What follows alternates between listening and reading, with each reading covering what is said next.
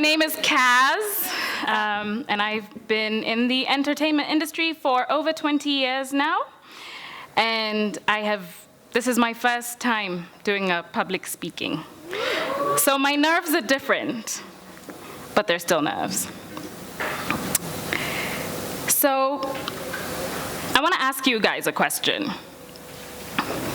When was the first time that you realized that you were naked? Do you remember? Do you remember when you were young, like running around, wild and free, and then there's a point in your life when somebody tells you to cover up? So as children, we spend the beginning part of our lives being naked, and then after that, it's cover up. Cover up, put on some clothes. As girls, you're told to close your legs, don't sit like that. But after a while, it becomes, then cover up, it becomes like cover up your words, because your words bring shame. So at first, your nudity brings shame, and then after that, it's your words that bring shame. Do you remember? Okay, so let me just take it back a little bit. As a young person, actually my whole entire life, I've always been a highly sexual being. Growing up was actually not necessarily. Growing up was actually quite a struggle for me, and as you can imagine, my parents. When I was 3 years old, we used to have a kiosk outside our house. And one day, we had gone to buy whatever it was. I was 3 years old. There was a man that was standing there, and I grabbed his genitals.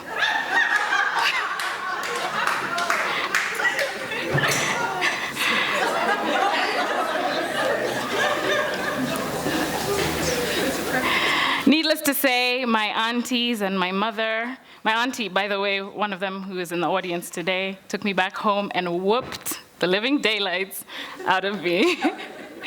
But it didn't stop there, you know. In prep school, in primary school, I must have been around 7 years old, and I remember walking up to a boy who was older than me, unzipping his pants, and somehow alluding to sex. This was me. As a child, I had all of these things that had no channel. There was no channel for my sexuality. There was no conversations about that. And it was all shame. So I remember receiving the beating, and I remember in school getting into a lot of trouble. And I vaguely remember all the details. But my sexuality was insatiable. But what I understood of all of this was that it was wrong. All the things that I was feeling and all of the things that I was doing, all of those things were wrong. So I often spent many nights at home at night praying for forgiveness. And then I know that I spent many nights bargaining with God. I don't know if you had a similar experience where you're like, I promise I won't do this. If I do, then you'll give me this. And that was my life. This continued into my teens, and my peers often called me a pervert. In fact, when I was 13 years old, I remember somebody using the word salacious to describe me, and I didn't know what it meant until much later on in my life. When I was 11 years old, I had my first conversation about sex with my mother. What she said to me was, "The ugliest thing in the world is a naked man with socks on." Memorable. That was my first piece of sexual advice. She also said to me that when I was ready to have sex, that I should let her know and that it should be done in her household. Now, I'm not going to give you the details for that story, because when Datasphere has another theme night called The Second Time,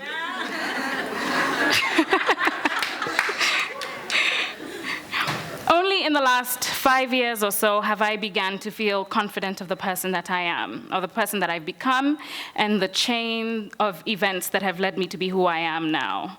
It took me a lot of time to sort of be comfortable with myself. And it took me a lot of effort just searching for people who were like me and people who made me feel like what I was going through was not entirely unique.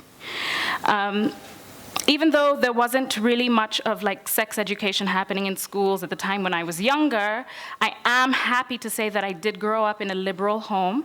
So sex conversations were had, but not as explicitly as I'd have wanted. So I want you guys to imagine a world where we were never taught by our predecessors that nudity was off-putting, or that words brought shame, or that certain behaviors were wrong or ungodly because they didn't conform to their religious beliefs or their conservative nature. I want you to imagine relationships with your peers. Imagine relationships with your parents, with your friends. Imagine those conversations being honest conversations about things as straightforward as sexuality, gender identity, sexual health. This is a world I'm trying to recreate. So a popular psychotherapist, Esther Perel, often speaks about sex and power being intertwined. There's two very strong ways in which sex and power are intertwined. The first one is to power, where the role of power is to make you feel affirmed, desired, and strong.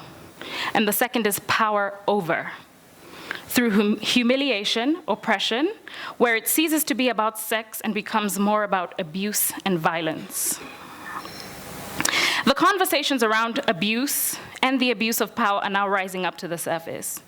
People now, more than ever, are finding the confidence to speak about their oppression, whereas in the past it was an issue because women were afraid that no one would believe them. But recently the burden of proof is shifting. I, for example, have struggled sharing my stories of abuse. In 2013, I filmed a documentary series called Kenyan Woman. It's available on YouTube, where I interviewed women who spoke about their sexually violent stories. One of the women that I interviewed was an 83-year-old at the time. She was 83 years old, and she was gang raped by a bunch of rowdy young hooligans during the post-election violence. Another young girl that I interviewed talked about her sexual and violent encounter being where she too was also gang raped. She was rescued by police officers. They took her to Kenyatta Hospital.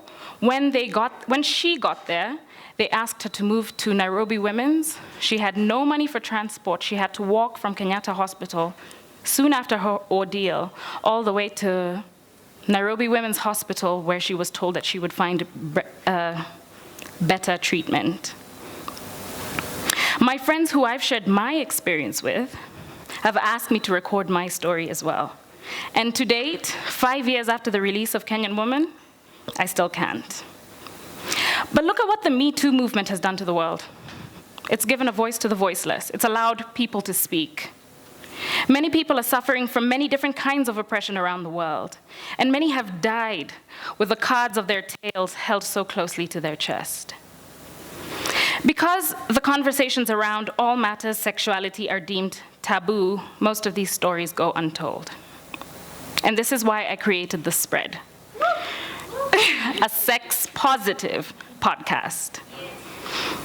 In Kenya, sex education is not included in the school curriculum.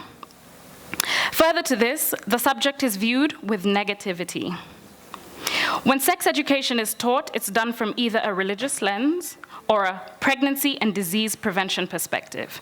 I don't know if you guys remember receiving sexual education in school where all they showed you on the screen was genital warts and syphilis.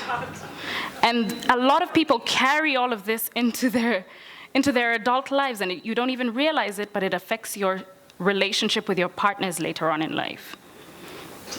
So this means that young people are introduced to sexuality from a point of fear and prohibition, learning to be ashamed of their bodies and sexual identities. As a consequence of this cultural and political bias against sex-positive education, there is a generation growing up with their human rights being violated because of their sexual identity. For example, the LGBTQIA. Ask me what those initials mean later. There are so many unhealthy sexual practices based on misinformation and ignorance. An example is the misuse of condoms and contraceptives. Sexual abuse is unchecked due to the fear arising from ignorance and shame around sexuality. For example, consent is largely thought to be a non-issue by Kenyans. While unwanted pregnancies and diseases are some real consequences of ill-informed and irresponsible sexual behavior, there is a need to highlight all the positive things that come out of healthy, informed, and consensual sex. So the mainstream media environment in Kenya, and Africa as a whole, is very hostile to sex positivity, as you know. Yet, over the past 2 years, we've managed to position ourselves, The Spread, as one of the most listened to podcasts in Africa.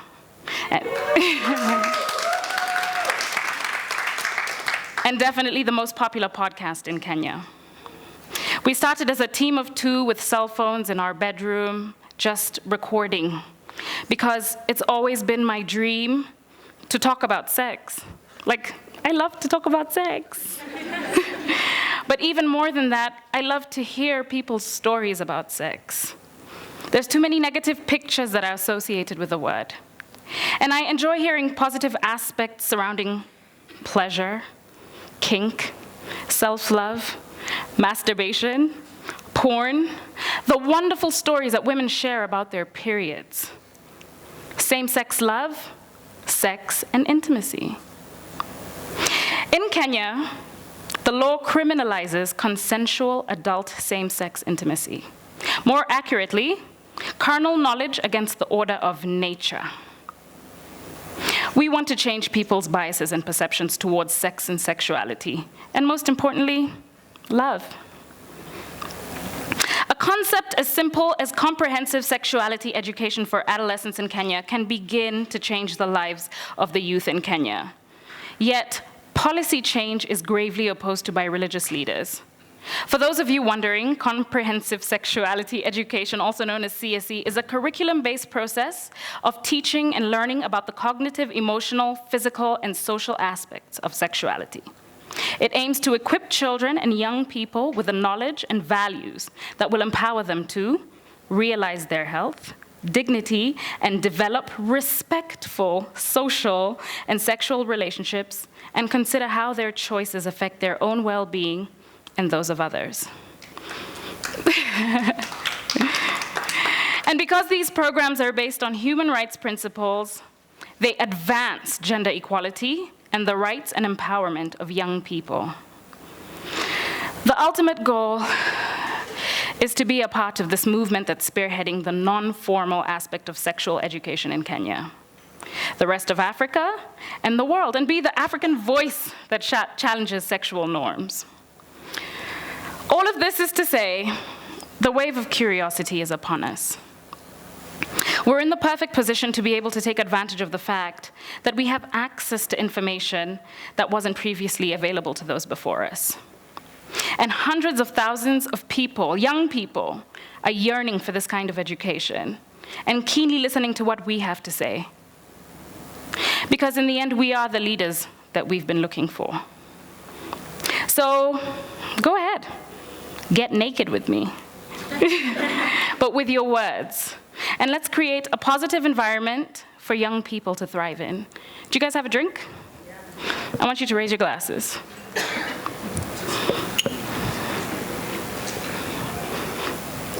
So in the wise words of Rob Siltonen, here's to the crazy ones, the misfits, the rebels, the troublemakers, the round pegs in the square holes, the ones who see things differently. They're not fond of rules, and they have no respect for the status quo. You can quote them, disagree with them, glorify or vilify them. About the only thing you can't do is ignore them. Because they change things. They push the human race forward. And while some may see them as the crazy ones, we see genius. Because the people who are crazy enough to think that they can change the world are the ones who do. Thank you.